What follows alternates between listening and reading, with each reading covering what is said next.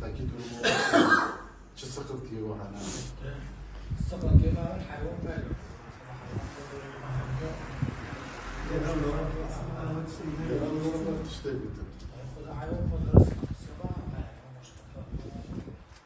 Hayvan girişimi ki ya da hayvan pazarıydı. Kodeş bir şey hoca gelmiş ibaretini aldı ki. Gel. Bunlar hayalcı gelona. Gel bunu ko idafat ediyor. İşte bas seçiyor hayvan. Satıcı kimliği. Satıcı kimliği aslında masal ziyaretlerce bu da bas hayvan aslında ko بدون نفشل Bu hayvanı kaç yaptı? Bunca hayvana var ve bu da hayvan hayvan da bu da hayvan şimdi bunu oldu mesela. Hayvan pazarı yapıyor mu? Bu da hayvan pazarı. Şimdi okuyayım. Sabah çine. خود ایش که تشگیرانه ایش که چه مثلا کلوی گوشت رو 75 میلیون پنج 80 میلیون پنج Esnaflarımız bu dönemde sıkıntıları had safhaya ulaşmış. Et temin etmede, satışında sıkıntı yaşadıklarını ifade ettiler. Özellikle Şırnak merkezde şu an için bir hayvan pazarı yok. Kasaplarımız bundan çok muzdarip. Et teminini bölge illerden temin ediyorlar. İmkanı olanlar belki hani köylerde tanıdıkları vasıtasıyla temin etmeye çalışıyorlar. Tabi gidip Diyarbakır'dan, Kızıltepe'den, Mardin'den hayvan getirip burada hazır hale et şekline dönüştürüp müşteriye verene kadar maliyetleri kat be kat artıyor. Fakat hayvan pazarının burada oluşu belki de et fiyatlarının daha az maliyetine sebep olacak. Dolayısıyla bu bir şekilde hem kasaplarımıza fayda sağlayacak hem de bundan faydalanmak isteyen halkımıza da bir hizmet olarak geri dönecek.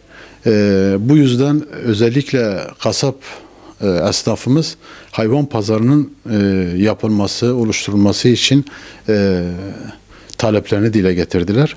Bununla beraber kasap esnafımız mevcut mezbahanede hayvan kesimini gerçekleştirdiklerini dile getirdiler.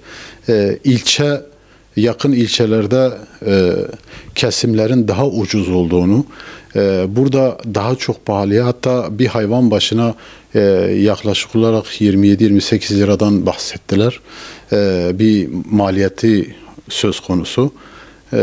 Bununla birlikte veterinerden bahsettiler. Veteriner raporu için ekstradan veteriner kontrolünü talep ediyorlar. Bu da bir 100 liralık hayvan başı bir 100 liralık bir maliyet getiriyor. Haliyle bunlar zaten dönüp dolaşıp halka pahalı et olarak yansımaktadır. Bu maliyetlerin düşürülmesi lazım. Tabii bu dönemde kira artışları, bu kiralardan kaynaklanan sıkıntılar var. Kasaplar şu anda eskisi gibi kazanamadıklarını, iş olmadıklarını, talep olmadığını beyan ettiler. Fakat bizim gördüğümüz, bize anlatılanlar özellikle bir hayvan pazarının oluşturulması bu elzemdir. Yani bu hem esnaf kasabımızı bir nebze olsa rahatlatacak hem de maliyeti düşeceği için bunun yansıması halka da olacaktır. Arz talep meselesini artıracağı için satışlarında da iyileşme olacaktır. Bir de mezbahanede yani bu konuda kendilerine yardımcı olunmaları gerekiyor. Eğer bir hayvan başına alınan ücret kendilerini kurtarmıyorsa bunların giderleri ona göre de bir düzenleme yapılmalı.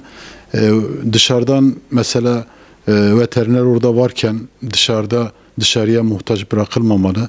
Dışarıdan yeni bir rapor alınmamalıdır. Bu konuda esnafımıza yardımcı olunmalıdır. Eğer yapılabiliyorsa yani bir kiradır, buna benzer yardımlar yapılmalıdır. Destek çıkılmalıdır. Esnafımız zor şartlarda iş yapıyor, sahip çıkılmalıdır. Biz esnafımıza sahip çıkma konusunda Bu işin de takipçisi olacağız. Her platformda bunu dillendireceğiz. Gerekli yetkililerle bunu konuşacağız. Bunu dillendireceğiz.